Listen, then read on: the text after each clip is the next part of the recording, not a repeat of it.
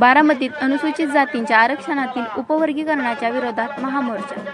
बारामतीत आज अनुसूचित जातींच्या आरक्षणातील उपवर्गीकरणाला विरोध करत महामोर्चा काढण्यात आला। आरक्षणातील अ, ब, क आणि ड उपवर्गीकरणाची प्रक्रिया रद्द करावी, न्यायमूर्ती अनंत बदर समितीचा अहवाल सार्वजनिक करावा, अनुशेष पदांची विशेष भरती करावी आणि जातीनिहाय जनगणना करावी अशा प्रमुख मागण्या आंदोलकांनी केल्या। तसेच अनुसूचित जातींचे आरक्षण 13% वरून 20% करावे आणि साहित्यरत्न लोकशाहीर अण्णाभाऊ साठे विकास महामंडळाच्या वतीने मागण्या तातडीने मंजूर कराव्यात अशी मागणीही करण्यात आली। मागण्या मान्य न झाल्यास आंदोलन अधिक तीव्र करण्याचा इशारा आंदोलकांनी शासनाला दिला आहे।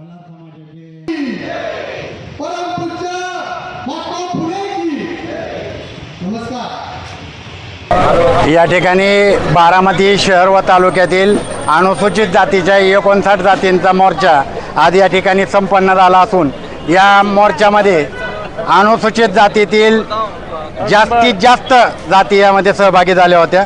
यामध्ये खाटीक समाज आहे, यामध्ये बुरुड समाज आहे, यामध्ये होलार समाज, मैतर समाज, चर्मकार समाज, ह्या ज्या प्रमुख जाती आहेत या सर्व जातींच्या वतीनं या ठिकाणी हा मोर्चा काढला होता।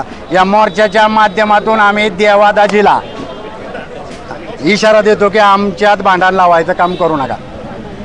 ही वर्गीकरणाचा जो घाट घातला आहे हा असंवैधानिक आहे। सुप्रीम कोर्टाने असं काही सांगितलं नाही की लागू करा, ही बेकायदेशीर आहे आणि या बेकायदेशीर कृत्याचा षडयंत्राचा पर्दाफाश करण्यासाठी आम्ही सगळी 59 जातीचे समाज बांधव या ठिकाणी एकत्र आलेले आहेत। आरक्षणाला आमच्या जातींचा विरोध आहे। बदर समिती जी आहे ती बदर समिती तत्काळ रद्द करा। त्या बदर समितीमध्ये ज्या 5 लोकांनी ॲफिडेव्हिट दिलंय, ज्यांची साक्ष झाली ती 5च्या 5 अधिकारी हे मातंग समाजाचे आहेत आणि मातंग समाज आमचा भाऊच आहे। आमच्या जर बौद्ध समाजाच्या घरावर दगड पडला तर तो दगड उडून मातंग समाजाच्याच घरावर जाणार आहे। अशा परिस्थितीत RSSनी त्यांची पाळलेली जी लोक आहेत त्या लोकांना याच्या पुढं सोडलेलं आहे आणि अशा सगळ्या षडयंत्रकारी लोकांच्या कुठले बी असू दे STतले त्या सगळ्यांचा बंदोबस्त केल्याशिवाय आम्ही SC STचे समाज बांधव आता शांत बसणार नाही। जर फडणवीस म्हणजे देवादाजीने जरी माघारी घेतलं नाही तर देवादाजीचा कार्यक्रम 100% करणार आहे। तो आता वंगाळ राजकारण करून तुम्ही राष्ट्रवादी शिवसेना फोडून जे सरकार बनवलं होतं ती आता सरकारला आशा खाली नेऊ आम्ही की तुमची 100च्या वर आमदार येऊ शकत नाहीत जर तुम्ही आमच्या वाट्याला गेला तर। म्हणून मी देवादाजीला 59 जातीच्या वतीनं विनंती करील की भांडण काही लावू नका, जाळ तुम्ही आता आमच्यात राखेल ओतू नका। तुम्हाला जे काय करायचंय स्पेशल मातंग समाजासाठी निधी द्या। तुम्ही जर बापाच्या पोटात चाल तर मातंग समाजाला 5,000 करोड रुपयाचा निधी द्या आणि प्रत्येक मातंगाला 10-10 लाख रुपयाचं कर्ज द्या आणि हे करा। तुम्ही आई पर्यटन चालवताय का नाही? महाराष्ट्र शासन 15 लाख देताय तुम्ही, मग 10 लाख रुपये मातंग समाजाला द्या ना, आमचं कुणाचं काही म्हणणं नाही। परंतु ही जर चुकीच्या पद्धतीनं केलं तर ह्याचा परिणाम BJP RSSला भोगावं लागतील आणि ह्यांच्याबरोबर जर सपोर्ट केला कुठल्या राष्ट्रवादीने, शिवसेनेने, दुसऱ्या कुठल्या पक्षाने त्यांचा बी कार्यक्रम होईल। जय भीम, जय भारत। आज बारामती शहरामध्ये अनुसूचित जातीच्या वर्गीकरणाच्या विरोधातील मोर्चा या ठिकाणी संपन्न झाला। या महाराष्ट्रातील पहिला मोर्चा असेल की त्यामध्ये अनुसूचित जातीची बौद्ध समाज म्हणा, मातंग समाज म्हणा, खाटीक समाज म्हणा, मेतर समाज म्हणा, माझा मांग आरोडी समाज म्हणा, माझा वाल्मिकी समाज म्हणा, माझा होलार समाज म्हणा व अन्य सर्व जातीच्या लोकांनी या मोर्चामध्ये सामील होऊन वर्गीकरणाला विरोध केलेला आहे। त्यामुळे या महाराष्ट्राच्या मुख्यमंत्र्यांना माझी विनंती असेल की जनभावना लक्षात घेता अनुसूचित जातीच्या ज्या बाकीचे समाज बांधव आहेत आणि यात मातंग समाज बी होता, सर्वांनी मिळून एक तुम्हाला आम्ही सगळे एक विनंती म्हणा किंवा एक तुम्हाला आम्ही एक तुमच्याकडे वेगळ्या नजरेने एक मागणी करतो वेगळ्या हेतूने। तुम्हाला खऱ्या अर्थानं मातंग समाज बांधवांचा विकास करायचा असेल, खऱ्या अर्थाने त्यांना एक वेगळ्या उंचीवर नेऊन ठेवायचं असेल तर या ठिकाणी जमणाऱ्या कुठल्याच अनुसूचित जातीचा महारांचा म्हणा किंवा नवबौद्धांचा म्हणा किंवा बौद्धांचा म्हणा आमचा विरोध असण्याचं कारणच नाही। तर ते बी आमचे भाऊच आहेत, ते बी आमचे एकत्र राहिलेलो आम्ही एकत्र जातोय। पण तुम्ही डॉक्टर बाबासाहेब आंबेडकर कारण जे संविधानाच्या माध्यमातून अनुसूचित जातीचे 59 जाती एकत्र ठेवून त्यांचा विकास केला होता, त्या पद्धतीने तुम्ही करू शकता. पण तुमच्या चाललेला आत्ताच्या घडामोडीतनं एक लक्षात येते की तुम्हाला या जातीमध्ये दुफळे निर्माण करायचे आहे. खऱ्या अर्थाने विकास करायचा असेल तर माझ्या मातंग बांधवांची लोकसंख्या 2011च्या जनगणनेनुसार 24 लाख आहे आणि प्रत्येकी जरी तुम्ही 10 लाख रुपये त्यांना बिनव्याजी व्यवसायासाठी दिले तर 2,40,00,000 रुपये होतात. आणि तुम्ही सरकारमध्ये राज्यात तुम्ही आहे, केंद्रात तुम्ही आहे, त्यांच्यासाठी विशेष तरतूद म्हणून द्या. आम्ही काहीच म्हणणार नाही, उलटा आमचा त्या गोष्टीला पाठिंबा असेल. खऱ्या अर्थाने तुम्हाला त्या समाजाचा विकास साधायचा असेल, तुम्ही काही मातंग समाजाला दिलं, लोकशाहीर अण्णाभाऊ साठे महामंडळाला तुम्ही 1000 कोटी दिले तरी आमच्या कुणाची त्यात दुमत नसणार आहे का? तर ते बी आमचे भाऊच आहे, त्यांचा देखील विकास झालेला आहे. पण येणाऱ्या काळात तुमच्याकडं 1961चा डाटा आहे, त्यानंतर 2011चा आहे आणि पुढला तुमचा जनगणनेचा डाटा नसल्यामुळे मी या ठिकाणी ठामपणे सांगतो, तुम्हाला वर्गीकरण करताच येणार नाही. त्याला संविधानाची चौकट आहे, सुप्रीम कोर्टाचे नियम आहेत, त्याला अजून नियम आहेत आणि डाटा नसल्यामुळे तुम्ही होऊच शकत नाही. पण तुम्ही जाणून बुजून या ठिकाणी 2 समाजामध्ये 3 निर्माण करण्यासाठी जाणून बुजून वर्गीकरणाचा गाठ घातलेला आहे. त्यासाठी तुम्ही स्पेशल तुमचा एक खास मातंग समाजाचा स्वतःचा स्वार्थ साधणारा आमदार, विधान परिषदेचा आमदार गोरख गोरखे यांना पुढे करून अन्य ठिकाणी तुम्ही समाजामध्ये वातावरण पेटवण्याचं काम करत आहात. त्या माध्यमातून तुम्ही एखादं त्याला राज्यमंत्रीपद द्याचाल, महामंडळाचं अध्यक्षपद द्याचाल, पण माझ्या मातंग समाजाचा त्यामुळे विकास होणार नाही. तुम्हाला खऱ्या अर्थानं मातंग समाजाचा विकास करायचा असेल तर मी काय गोष्टी सांगितल्या त्याचा विचार करून तुम्ही करा. त्या ठिकाणी आम्ही तुमचं स्वागत करू. एवढंच त्या ठिकाणी थांबतो. आणि वर्गीकरणाचा विषय हा देवेंद्र फडणवीस यांनी बळजबरीने अनुसूचित जातीसाठी लागू करण्याचा प्रयत्न करत आहे, त्यांचा मी निषेध करतो. आणि त्या दोन्ही उपमुख्यमंत्र्यांचा कुठेही सहभाग दिसत नाही व नसेलही असं मी या ठिकाणी जाहीर करतो. पुन्हा एकदा या मोर्चामध्ये सामील झालेल्या अनुसूचित जातीच्या सर्वच माझ्या तमाम समाज बांधवांचं मनापासून आभार मानतो आणि या ठिकाणी थांबतो. जय भीम, जय भारत. आज बारामती शहरामध्ये बारामती शहर व तालुक्याच्या वतीने तसेच अनुसूचित जातीतील 59 जातींच्या वतीने बारामती शहरामध्ये आज आम्ही आरक्षण उपवर्गीकरणाच्या विरोधामध्ये आज मोर्चा काढला आणि या मोर्चामध्ये मोठ्या प्रमाणामध्ये अनुसूचित जाती जमातीतील लोक या मोर्चामध्ये सामील झाली आणि प्रामुख्याने या अनुसूचित जातीतील 59 जातींनी या आरक्षण उपवर्गीकरणाला ठोस असा विरोध केलेला आहे.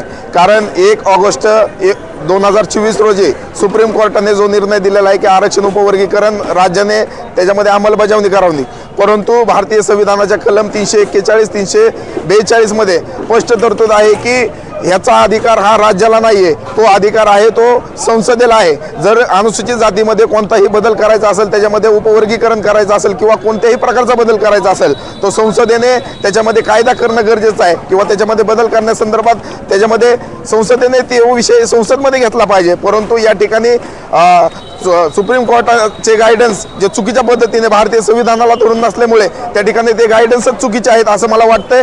कारण हे अधिकार हे महाराष्ट्र शासनाला नाहीत. त्यामुळे ही जी चाललेलं आहे ती फडणवीस सरकारच्या वतीने चाललेलं आहे आणि या ठिकाणी असणाऱ्या मातंग आणि महारांमध्ये किंवा अनुसूचित जातीमध्ये फूट पाडण्याचं हे षड्यंत्र आहे. त्यामुळे आम्ही या सर्व अबगड वर्गीकरणाला विरोध करत आहोत.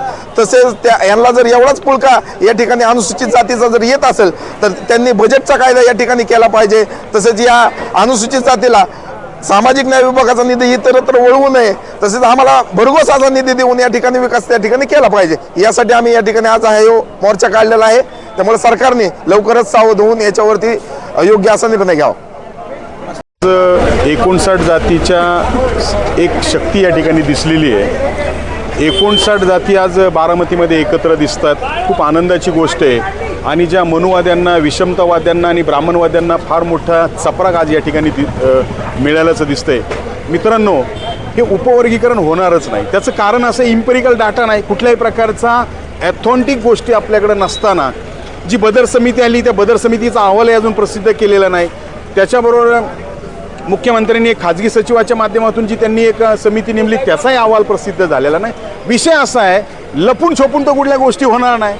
तुम्हाला ह्या सगळ्या गोष्टी उघड कराव्या लागतील आणि त्या उघड जोपर्यंत देवेंद्र फडणवीस करत नाहीत तोपर्यंत उपवर्गीकरणाची गोष्ट होणार नाही.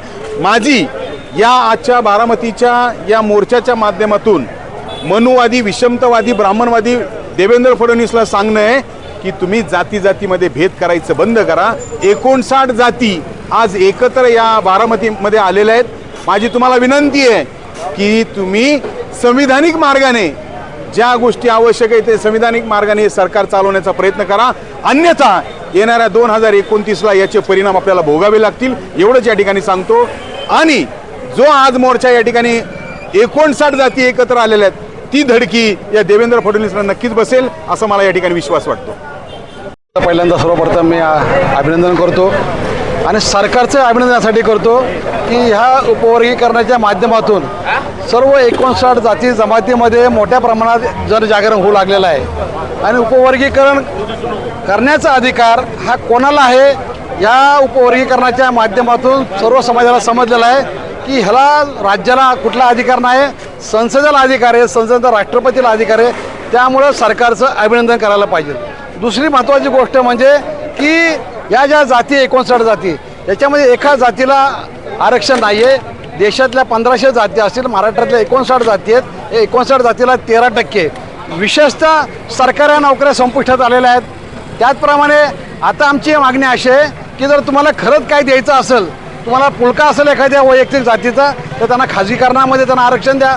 त्याचप्रमाणे महामंडळाला मोठ्या प्रमाणामध्ये तुम्ही निधी उपलब्ध करून द्या, त्यांना व्यवसाय द्या, त्यांना व्यवसायाच्या माध्यमातून त्यांचं जर रोजगार निर्मिती करून द्या। तर मी खरं म्हणेल की तुम्हाला शासनाला की अमुक अमुक जातीचा तुम्हाला पुळका आहे की अमुक जातीचा तुम्हाला कल्याण करायचं आहे, तर मी या फडणवीस सरकारला माझी विनंती आहे की मातंग समाज असेल, 59 जातीतल्या ज्या छोट्या छोट्या जाती आहेत, काही जातींना अजूनही माहिती नाही आहे, ज्या अशा छोट्या छोट्या जाती आहेत याच्यामध्ये 8-10 जाती या कुठल्या प्रक्रियेमध्ये नाही आहेत, जागृत नाही आहेत। याच्यामध्ये 3-4 जाती असे की जागृत आहे, त्यांना वाटतं की उपवर्गीकरण होऊ नये। उपवर्गीकरण एकदम होणारं नाहीच आहे, कारण कायदेशीरदृष्ट्या हे उपवर्गीकरण होणारच नाही आहे। जरी सुप्रीम कोर्टाने सांगितले, सुप्रीम कोर्ट काय म्हणते की राज्याला त्याने अधिकार दिलेत, सुप्रीम कोर्टाने वास्तविक पाहता संसदेला अधिकार द्यायला पाहिजे, राज्याला द्यायला नाही पाहिजे। राज्याला हा करू शकत नाही, राज्याने जरी करायचं ठरवलं कारण हे राज्य काही करू शकतं, कारण फडणवीस सरकार सध्या काही करतं, पक्ष फोडतो, माणसं फोडतो, आमदार फोडतो, खासदार फोडतो आणि ज्याला बोलायचं त्याला बोलतो आणि काही लोकांना बोलून देत नाही। जसं आता माझ्या आधीच्या वक्त्यात सांगितलं, एकही उपमुख्यमंत्री बोलत नाही, एकही आमदार बोलत नाही, फक्त बोलणारे हे काही ठराविक लोक, त्यामुळे उपवर्गीकरण होणार नाही असं मला वाटतं। आणि आम्ही याचा फडणवीस सरकार असेल, भाजप सरकार असेल, सेना भाजपचा आम्ही जाहीर निषेध करतो आणि थांबतो। जय भीम, जय भारत।